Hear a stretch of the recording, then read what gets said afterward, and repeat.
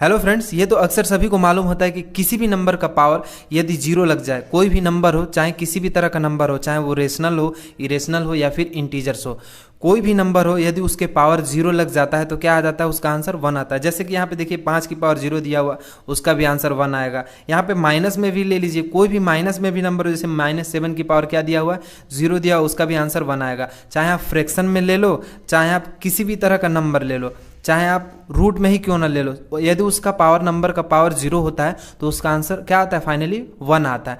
लेकिन ये तो आप सभी जानते हैं, लेकिन ऐसा क्यों होता है कि क्यों किसी भी नंबर का पावर यदि जीरो होता है तो उसका आंसर वन ही होता है। तो इस वीडियो में हम यह समझेंगे कि क्यों किसी भी नंबर का पावर यदि जीरो होता है तो वन हो जाता है उसका आंसर।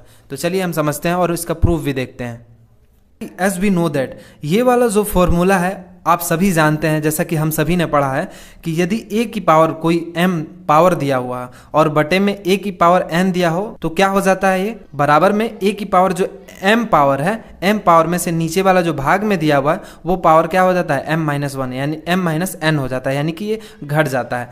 तो अब देखिए, अब हम इसको मान लीजिए ये m है और ये n है। अब मान लीजिए पुट m बराबर n, यानी कि हम m की जगह n रख दें तो हम क्या पाएंगे, यहाँ पे सेम हमारा क्या हो जाएगा, ऊपर भी पावर सेम हो जाएगा और नीचे भी पावर सेम हो जाएगा, नंबर भी सेम हो जाएगा। तो देखिए a की पावर n बटे a की पावर n हो जाएगा क्या, बिल्कुल हो जाएगा।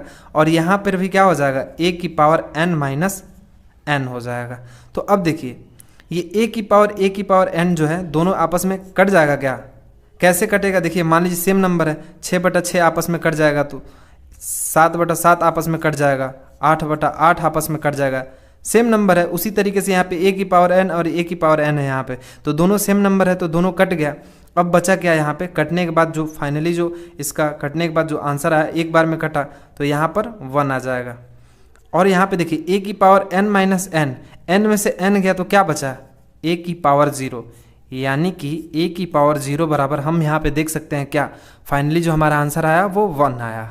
तो इस तरीके से ये प्रूफ हो जाता है क्या कि a की पावर जीरो बराबर क्या होता है, वन होता है। अब देखिए इसका एक एक्सेप्शन केस भी होता है क्या, सभी कोई भी नंबर आप लेते हैं यदि उसके पावर जीरो होता है तो क्या आता है, उसका फाइनली आंसर वन आता है। लेकिन यदि हम जीरो की पावर यदि जीरो करेंगे तो इसका जो आंसर आएगा वो वन नहीं आएगा, not is equal to one होगा। ये क्या होगा, ये अनडिफाइंड होता है, अनडिफाइंड होता है। इस बात का आपको ध्यान रखना है। जीरो की पावर यदि जीरो हो तो ये एक के बराबर नहीं होता है, यही एक एक्सेप्शन होता है, तो ये अनडिफाइंड होता है। उम्मीद करता हूँ कि आपको अच्छे से समझ में आ गया होगा। यदि वीडियो अच्छा लगा हो तो लाइक ज़रूर कीजिएगा, यदि आप चैनल पर नए हैं तो ज़रूर सब्सक्राइब कर लीजिएगा। इसी तरह के न्यू वीडियो अपडेट्स के लिए मिलते हैं फिर नेक्स्ट वीडियो में, तब तक के लिए गुड बाय।